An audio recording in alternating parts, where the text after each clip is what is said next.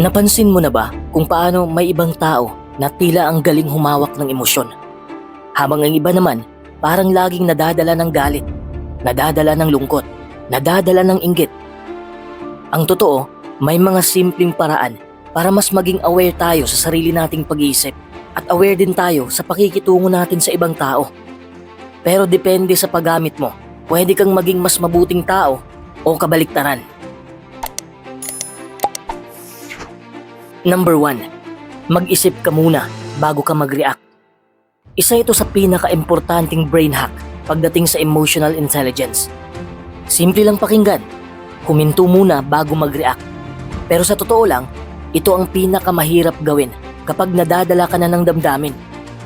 Kapag nasaktan ka, kapag napahiya ka, nabigla o nagalit, automatic ang katawan mo na maglabas ng reaksyon. Parang may sariling buhay ang bibig mo, ang mukha mo, ang kilos mo. Pero dito pumapasok ang self-awareness, pause. Ang pagpigil bago mag-react ay hindi ibig sabihin na pinipigilan mo ang sarili mong makaramdam. Ang totoo, kinikilala mo muna kung anong nararamdaman mo. Hindi mo agad hinuhusgahan ang sarili mo. Hindi mo rin agad binubuhos sa ibang tao. Pinipili mong tumigil sandali para obserbahan kung ano ang nangyayari sa loob mo. Iniskan mo ang emosyon. Iniintindi mo kung saan ito nanggaling at binibigyan mo ng konting space ang isip mo para makapili ng mas makataong tugon. Kapag marunong kang mag-pause bago sumagot o kumilos, binibigyan mo ang sarili mo ng kapangyarihang magdesisyon ng may direksyon, hindi lang base sa init ng damdamin. At sa bawat maliit na paghinto ng ginagawa mo, unti-unti mong nababago ang ugali mo, nababago mo ang paraan ng pag-handle mo ng stress at ang kalidad ng relasyon mo sa ibang tao. Hindi ito dramatic, pero sa pangmatagalan, ito ang ugat ng tunay na emotional maturity. Number 2. Minsan kailangan mong manahimik. Ang katahimikan ay hindi lang kawalan ng salita. Isa itong anyo ng talino. Sa dami ng ingay sa paligid natin ngayon, lalo na sa mga diskusyon, debate at emotional na usapan, madalas nauuna ang bibig kaysa sa isip. Kaya napakahalaga ng kakayahang manahimik sa tamang oras. Hindi dahil takot kang magsalita, kundi dahil alam mong may kapangyarihan ang hindi agad pagsagot. Ang makatwirang katahimikan ay hindi simpleng pananahimik lang. Ito ay isang sinadyang paghinto sa loob ng isang sitwasyon para maproseso kung ano ang nangyayari. Hindi lang sa paligid mo, kundi lalo na sa loob mo. Kapag pinili mong hindi agad magsalita, binibigyan mo ang sarili mong maunawaan muna ang konteksto, ang tono ng usapan, ang galaw ng emosyon, at higit sa lahat, kung ano talaga ang dapat mong sabihin kung kailangan pa bang magsalita. Ito rin ay paraan para mapigilan ang hindi kinakailangang sigawan, pagtatalo o pagsisihan sa huli. Kapag tahimik ka sa gitna ng tensyon, hindi ibig sabihin na wala kang alam. Sa kabaligtaran, ipinapakita nito na may kontrol ka sa sarili mo, na hindi ka basta-basta nadadala ng bugso ng damdamin. At sa ganitong klaseng katahimikan, mas malinaw mong naririnig ang nararamdaman ng ibang tao. Mas lumalawak ang pag-unawa mo at mas lumalalim ang pagresponde mo. Hindi lahat ng pagkakataon ay nangangailangan ng sagot. Minsan, ang mas matalino at mas makataong bagay na pwede mong ibigay ay katahimikan.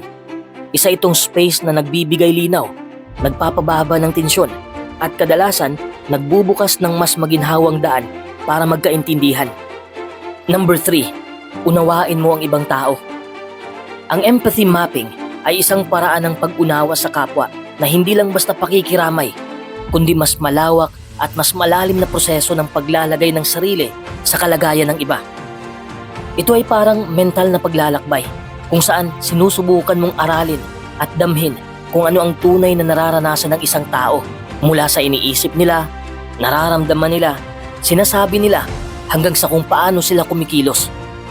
Hindi ito basta pakikinig lang sa sinasabi nila. Kailangan mo ring pakinggan kung ano ang hindi nila sinasabi. Iniintindi mo kung anong tumatakbo sa isip nila kahit tahimik sila. Anong emosyon ang gumugulo sa kanila kahit nakangiti sila. At anong mga paniniwala o takot ang nakaimpluwensya sa kilos nila. Dito mo matutuklasan na hindi palaging obvious ang tunay na dahilan ng ugali ng isang tao. Ang ganitong pag-iisip ay hindi madali Dahil nangangailangan ito ng bukas na kalooban at pagtanggap na iba ang karanasan ng bawat isa. Kailangan mong ibaba ang sarili mong bias. Isantabi muna ang sarili mong damdamin at ituon ang pansin sa kung paano nila nakikita ang mundo. Hindi ito tungkol sa pagtama o pagsang-ayon, kundi sa pag-unawa. Kapag nasanay kang mag-empathy mapping, hindi ka na basta-basta humuhusga. Nagiging mas sensitibo ka sa hindi nakikitang parte ng isang tao. Yung mga bagay na kadalasang dinadala nila ng tahimik. Nagiging mas mahinahon ka sa pagsagot, mas mapili sa salita, at mas mapagbigay sa pagtrato. Hindi dahil nagpaparaya ka, kundi dahil nauunawaan mo ang lalim ng bawat kilos, bawat salita, at pananahimik ng iba. At sa ganitong klaseng pag-unawa, mas humihigpit ang koneksyon mo sa tao, mas tunay ang komunikasyon, at mas nagkakaroon ng respeto at kabutihan sa bawat ugnayan mo. Hindi dahil perfect kayo, kundi dahil pareho kayong sinusubukang unawain ng isa't isa sa gitna ng lahat ng pagkakaiba. Number 4, tumingin ka rin sa ibang anggulo. Madalas nating iniisip na kung ano ang nangyari, yun na agad ang katotohanan. Pero sa totoo lang, ang epekto ng isang sitwasyon sa atin ay hindi lang nakabase sa kung ano ang aktwal na nangyari, kundi sa kung paano natin ito tinignan at binigyang kahulugan. Dito pumapasok ang kakayahang mag-reframe, ang sining ng pagbibigay ng bagong lente, bagong anggulo o bagong interpretasyon sa isang sitwasyon. Kung nagre-reframe ka, hindi mo binabago ang katotohanan, hindi mo rin tinatakpan ang sakit, ang hirap o ang bigat ng sitwasyon. Sa halip, binibigyan mo lang ang sarili mo ng ibang paraan para ito tignan. Isang paraan na mas nakakatulong sa'yo, hindi mas lalong nagpapabigat sa isip o damdamin. Sa simpleng salita, binibigyan mo ang sarili mo ng mas makataong bersyon ng katotohanan. Ang reframing ay hindi pag-iwas sa problema. Isa itong aktibong pagdidesisyon na hindi ka basta-basta papadala sa unang emosyon na dulot ng pangyayari. Tumatayo ka muna, humihinga ng malalim, at iniisip kung may ibang paliwanag, ibang posibilidad o ibang kahulugan na pwedeng pagpilian. Ito ay isang uri ng mental flexibility, isang kakayahang umangkop, tumanggap at tumingin sa mas malawak na larawan. Sa tuwing nagagawa mong i-reframe ang isang sitwasyon, binibigyan mo ang sarili mo ng kapangyarihang piliin ang direksyon ng emosyon mo. Hindi ka nagiging bihag ng galit, hindi ka nagiging bihag ng lungkot o takot. Bagkus, ikaw ang nagiging piloto ng pananaw mo. At kapag ganito ka mag-isip, mas lumalawak ang pasensya mo, mas lumalalim ang pangunawa mo, at mas nabibigyan mo ng space ang sarili mong maghilom, matuto at lumago. Ang reframing ay isang paalala na kahit gaano ka-raw ang mundo sa panlabas, may bahagi pa rin tayong pwedeng kontrolin, ang paraan ng pagtanggap natin dito. At kung marunong kang magpalit ng pananaw, kahit papaano, hindi mo hinahayaan ang mga pangyayari ang magdikta ng takbo ng buong pagkatao mo.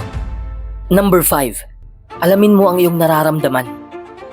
Maraming tao ang dumadaan sa maghapon na parang may mabigat sa loob, pero hindi nila alam kung ano. Parang may bumabagabag, pero walang malinaw na salita para ilarawan. Kapag hindi natin alam kung anong damdamin ang nasa loob natin, nagiging mahirap itong hawakan. Parang hawak mong buhangin sa dilim. Ramdam mo, pero hindi mo makita. At lalo mong hindi alam kung anong gagawin dito. Ang pagtawag sa pangalan ng damdamin ay isang simpleng hakbang na may malalim na epekto. Sa oras na masabi mo kung ano talaga ang nararamdaman mo, parang biglang lumilinaw ang gulo sa isipan. Parang may ilaw na biglang binuksan sa madilim na kwarto. At sa liwanag na yon, mas madali mong naiintindihan ang sarili mo. Mas nagiging klaro kung saan ka mag-uumpisa at kung ano ang kailangan mong gawin. Kapag tinutukoy mo ang emosyon, hindi mo ito hinuhusgahan. Hindi mo sinasabing mababaw ka, mahina ka, o mali ang nararamdaman mo. Isa lang itong tapat na pagkilala na ito ang totoo sa akin ngayon. At sa ganitong klaseng pag-amin, nagkakaroon ka ng kontrol. Hindi para itago ang emosyon, kundi para harapin ito ng buo, may respeto at may malasakit sa sarili. Hindi madali ito sa simula, lalo na kung lumaki ka sa kulturang hindi sanay pag-usapan ang nararamdaman. Pero habang paulit-ulit mong pinangalanan ang damdamin mo, malinaw man o magulo, unti-unti mong natututuhan kung paanong hindi mo kailangang matakot sa loob mo. Matutuklasan mong may boses ka na pwedeng gamitin para unawain, Hindi lamang ang sarili mo, kundi pati ang emosyon ng iba. Ang damdamin ay parang alon, dumarating at umaalis. Pero kapag alam mo kung anong alon ang dumadampi sa'yo, mas kaya mong manatiling nakatayo. At doon nagsisimula ang tunay na emotional na katatagan. Hindi sa pagtanggi sa nararamdaman, kundi sa simpleng kakayahang sabihin, ito ang nararamdaman ko ngayon. Number 6, sanayin mong huminga ng malalim. Sa gitna ng kaguluhan sa isip at damdamin, may isang bagay na laging nariyan, pero madalas nating nakakaligtaan, ang paghinga. Isa ito sa pinaka-basic na ginagawa ng katawan, pero isa rin ito sa pinaka-makapangyarihang paraan para magkaroon ng koneksyon sa sarili. Sa bawat pagpasok at paglabas ng hangin, may kakayahan tayong paandarin ang sistema ng katawan na nagpapakalma sa atin, nagpapalambot ng tensyon, at bumabalik sa kasalukuyan. Kapag tayo'y na-stress, natatakot, o napupuno ng matitinding damdamin, ang katawan natin ay agad-agad nag-aalerto. Tumitibok ng mabilis ang puso, humihigpit ang mga kalamnan, at nawawala sa ritmo ang ating paghinga. Pero sa sandaling piliin mong bumalik sa malalim, dahan-dahang paghinga, pinapaalala mo sa katawan na ligtas ka, na may kontrol ka, at na hindi mo kailangang magpadala sa daloy ng emosyon. Ang simpleng aktong ito ay hindi lamang pisikal, isa rin itong paanyaya sa sarili mong bumalik sa gitna, sa kalmado, sa malinaw na pag-iisip, sa damdaming hindi nagkukumahog, kundi tahimik na nauunawaan. Hindi ito mahika, pero minsan, pakiramdam ay parang mahika, lalo na kapag ang paligid mo ay maingay, magulo, at puno ng pressure. Sa tuwing pinipili mong huminga ng may intensyon, para mong sinasabi sa sarili mo, sandali lang, ako muna. Hindi ko kailangang sumabog, hindi ko kailangang magmadali, hindi ko kailangang matakot. Isa itong maliit pero makapangyarihang hakbang para maalala mong may kakayahan kang hawakan ang kahit anong emosyon na dumaan sa'yo. Ang lakas ng paghinga ay hindi makikita ng ibang tao. Wala itong tunog, wala itong eksena, pero sa loob mo, ito ang bumabalik sa'yo sa kung sino ka, kung nasaan ka, at kung anong dapat mong piliin sa susunod. At sa panahon na tila wala ka nang mahawakan, madalas ito ang unang hakbang para muling maging buo. Number 7, pagkontrol sa sariling kaligayahan. Sa likod ng bawat ang sarap ng feeling na nararanasan natin, may isang chemical sa utak na responsable, ang dopamine. Isa itong natural na reward system ng katawan na nagbibigay ng kasiyahan tuwing may naa-achieve tayo, tuwing may bago, o tuwing may bagay na nagbibigay ng kilig o tuwa. Ngunit habang natural itong bahagi ng ating emotional na sistema, pwede rin itong maging bitag kapag hindi natin alam kung paano ito pamahalaan. Sa modernong mundo na lahat ay mabilis, madali at laging may bago, napakadali nating mahook sa instant gratification. Kapag nasanay ang utak na laging may kasunod na aliw o saya, unti-unti nitong nakakalimutan kung paano maghintay, kung paano magtiis, at kung paano magtrabaho para sa mas malalim na klase ng kasiyahan. At dito nagsisimula ang problema.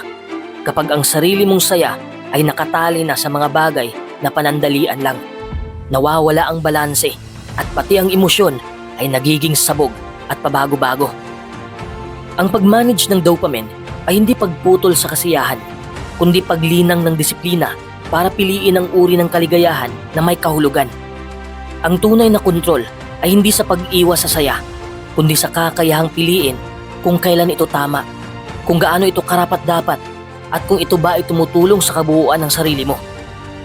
Kapag alam mong hindi mo kailangang habulin ang aliw para maging masaya, nagsisimula kang matutong maging payapa sa katahimikan, kontento sa simpleng bagay, at buo kahit walang panlabas na reward. Ito rin ang nagsisilbing batayan para sa emotional maturity. Kapag kaya mong i-delay ang dopamine hit, mas tumataas ang kapasidad mong magdesisyon ng may pag-iisip.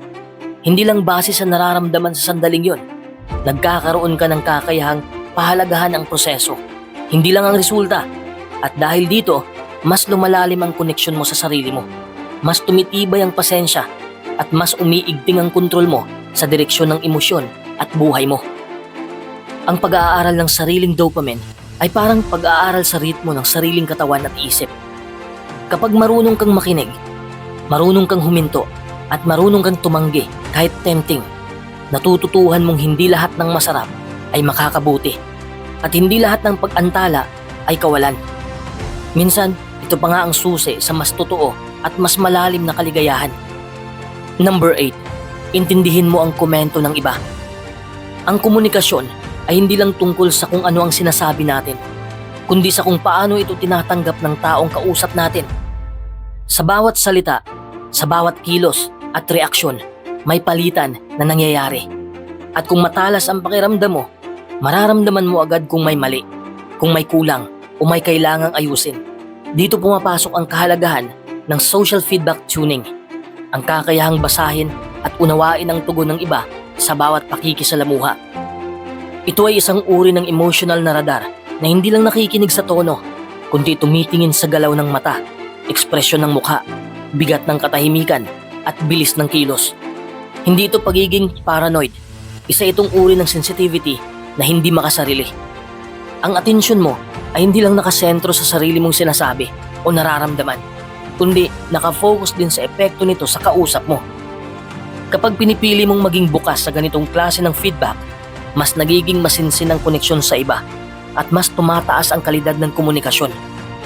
Minsan kasi, kahit tama ang nilalaman ng sinasabi mo, kung hindi ito tumutugma sa emosyon o sitwasyon ng kausap mo, pwedeng mawala ang mensahe. Kaya mahalagang matuto kang mag-adjust, hindi bilang pagsuko, kundi bilang pagrespeto sa relasyon at sa taong nasa harap mo. Ang kakayahang ito ay hindi basta-basta natututunan sa aklat.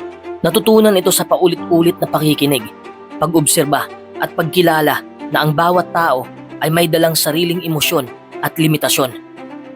Kapag kaya mong basahin ang social feedback, nagkakaroon ka ng pagkakataong itama ang daloy ng usapan bago pa ito maging tensyonado o masaktan ng isa't isa.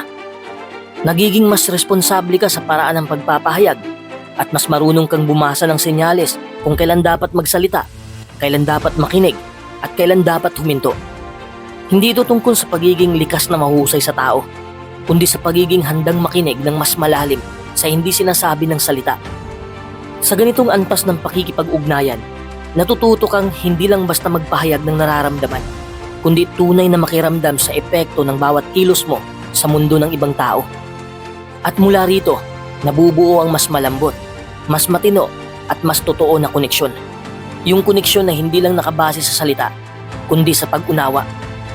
Number 9. Pag-antala sa gusto mo.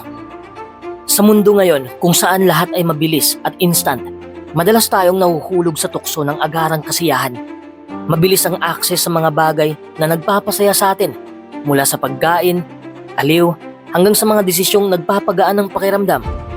Pero sa likod ng lahat ng ito, may isang napakahalagang kakayahan na dapat nating paunlarin. Ang kakayahang mag-antala ng kasiyahan o ang delayed gratification. Ang delayed gratification ay hindi tungkol sa pagsasakripisyo ng kaligayahan, kundi sa pagkilala na ang tunay na kaligayahan ay hindi palaging matatagpuan sa panandaliang kasiyahan.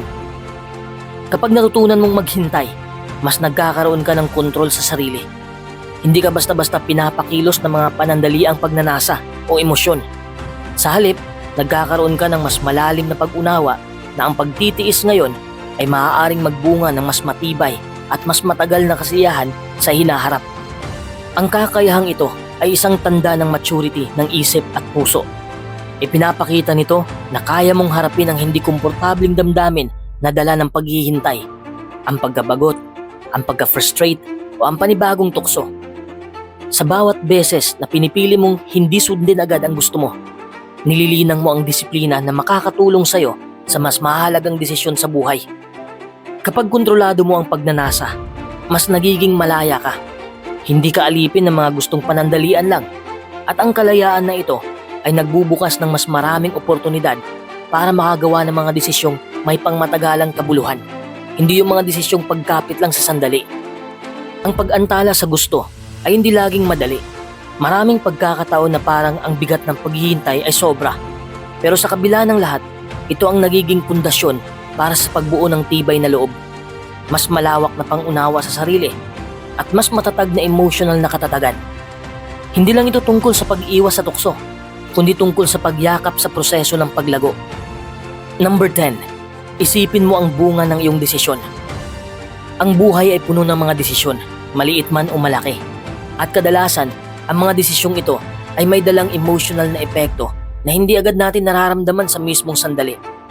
Dito pumapasok ang konsepto ng emotional forecasting, ang kakayahang tingnan at pag-isipan kung paano ka mararamdaman sa hinaharap bilang resulta ng isang desisyon o aksyon na gagawin mo ngayon. Hindi lang ito basta paghula o pag-iisip ng future.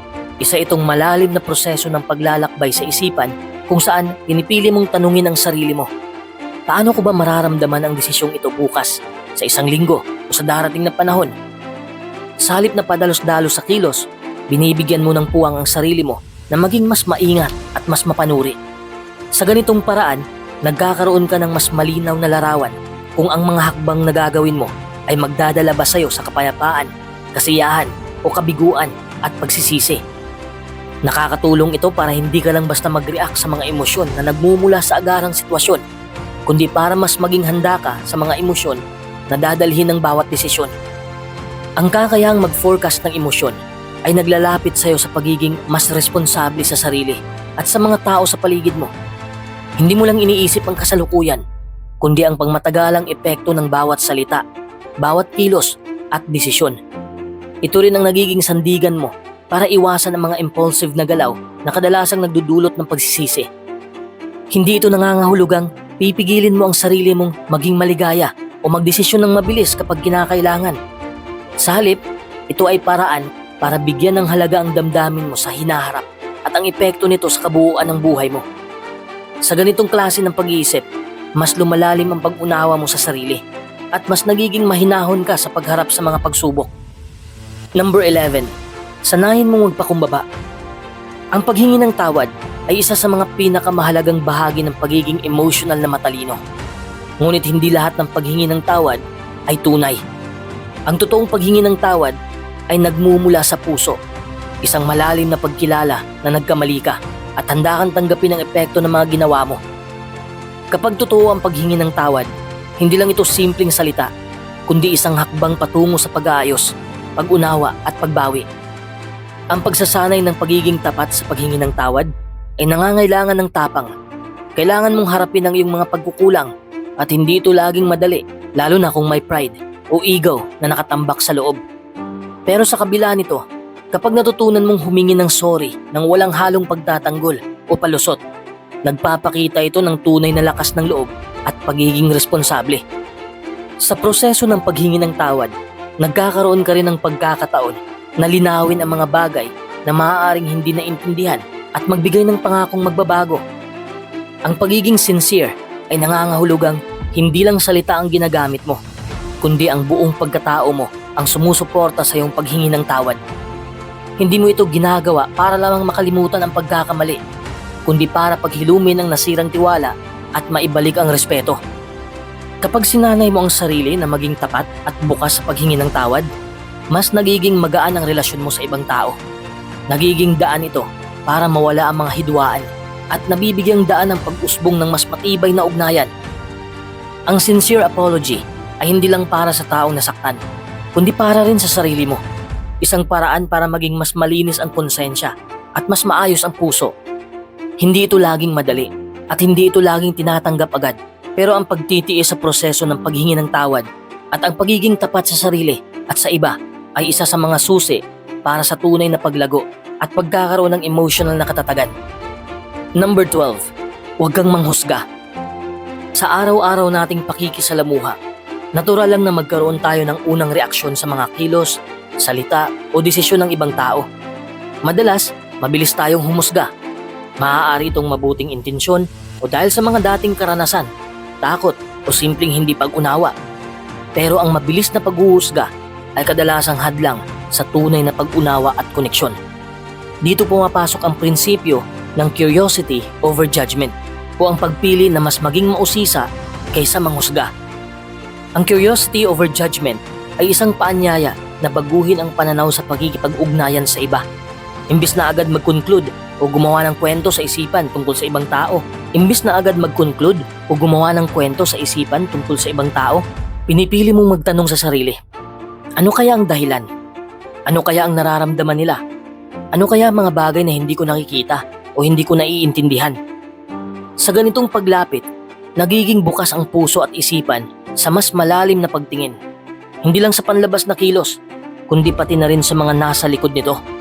Kapag mas pinili mong maging mausisa kaysa manghusga, nabibigyan mo ng pagkakataon ang sarili mong makaalam ng higit pa tungkol sa mga tao sa paligid mo, pati na rin sa sarili mo.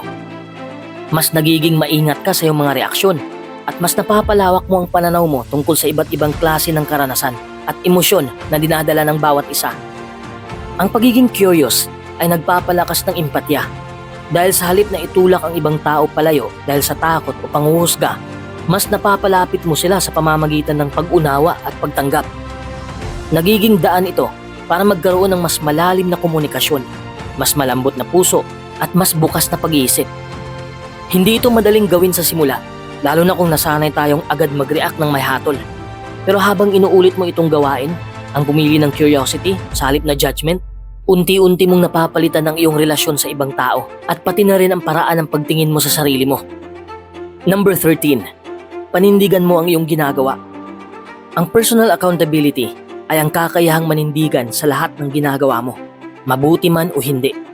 Isa itong tanda ng emotional na katalinuhan na nagpapakita kung gaano mo kinikilala ang epekto ng mga salita, desisyon at kilos mo.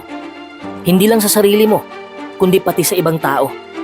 Sa halip na magturo ng sisihin o maghanap ng dahilan para makalusot sa responsibilidad, pinipili mong tumayo at aminin ang iyong parte sa anumang nangyari. Hindi ito tungkol sa pagiging perpekto. Hindi rin ito tungkol sa pagpaparusa sa sarili kapag nagkamali. Ang tunay na accountability ay nag-uugat sa katapatan, sa kakayahang tingnan ang sarili sa mata ng katotohanan at tanggapin na may mga pagkakataon na tayo ay pumalya, nagkulang o nakasakit. Sa pagtanggap na yon, nagsisimula ang pagbabago dahil doon mo makikita kung anong bahagi ang dapat baguhin, ayusin o ayaw mo nang ulitin. Ang taong may personal accountability ay hindi takot humarap sa consequences. Hindi siya dumidepensa agad. Hindi rin siya nagmamadaling magpaliwanag para lang makaiwas sa kahihiyan. Sa halip, marunong siyang makinig, marunong siyang tumanggap ng puna at gawin itong oportunidad para matuto at lumago. Ang ganitong klase ng pananagutan ay hindi lang nagpapalakas ng tiwala ng iba sa'yo, kundi mas pinatatatag din ang kumpiyansa mo sa sarili dahil alam mong kaya mong panindigan ang sarili mong pagkatao. Ang pagkakaroon ng personal accountability ay parang ugat na nagpapalalim sa iyong integridad. Sa bawat pagsubok, sa bawat desisyon, at sa bawat pakikipag-ugnayan mo sa ibang tao, dala mo ang paninindigang ikaw ay responsable sa kung sino ka, sa ginagawa mo at sa epekto mo sa mundo. At habang patuloy mong pinipiling maging responsable sa sarili mong mga kilos, mas lalo kang lumalalim bilang tao, mas may kontrol, mas may pag-unawa at mas may direksyon. Sa dulo ng lahat ng ito, malinaw na ang emotional na katalinuhan ay hindi basta talento o likas na katangian. Isa itong kakayahang hinuhubog, pinagsisikapan at pinipiling paunlarin araw-araw. Ang bawat desisyong piliing intindihin kaysa husgahan, ang bawat segundong pagpigil bago sumagot, ang bawat tahimik na paghinga sa gitna ng tensyon, lahat ng ito ay maliliit na hakbang pero may malalaking epekto sa kung paano natin hinaharap ang mundo. Ang pagiging emotional na matalino ay hindi nangangahulugang laging kalmado, laging tama o laging mabait. Sa halip, ito ay kakayahang kilalanin ang sarili mong damdamin at bigyan din ng puwang ang damdamin ng iba. Isa itong paraan ng pamumuhay na mas bukas, mas mahinahon at mas marunong makinig kaysa magpakitang gilas. At sa bawat pagkakataong piliin mong maging mas may kamalayan sa sarili, mas makatao sa pakikitungo at mas responsable sa emosyon, mas pinapalalim mo ang koneksyon mo sa ibang tao at sa sarili mong katauhan. Hindi rin ito tungkol sa pagiging mahina o palaging nagpapasensya. Sa halip, emotional na katalinuhan ang tunay na lakas na hindi laging maingay pero matatag. Ito ang uri ng katalinuhang hindi madaling masukat pero kitang-kita sa uri ng katahimikan, galaw at presensya ng isang tao. Habang paulit-ulit mo itong pinipili sa mga simpleng araw at sa malalaking desisyon, unti-unti mong binabago ang takbo ng buhay mo mula sa loob, palabas. At sa panahong parang gulo-gulo na ng mundo, napakalaking bagay ang isang taong may ganitong uri ng kakayahan. Hindi para maging perpekto, kundi para maging tunay. Hindi para makontrol ang lahat, kundi para mas maintindihan kung anong dapat hayaan, kung anong dapat tanggapin o ayusin. Sa ganitong paraan, hindi ka lang nagiging mas matatag na tao, kundi nagiging mas makabuluhan din ang bawat relasyon, bawat desisyon, at bawat hakbang mo sa buhay.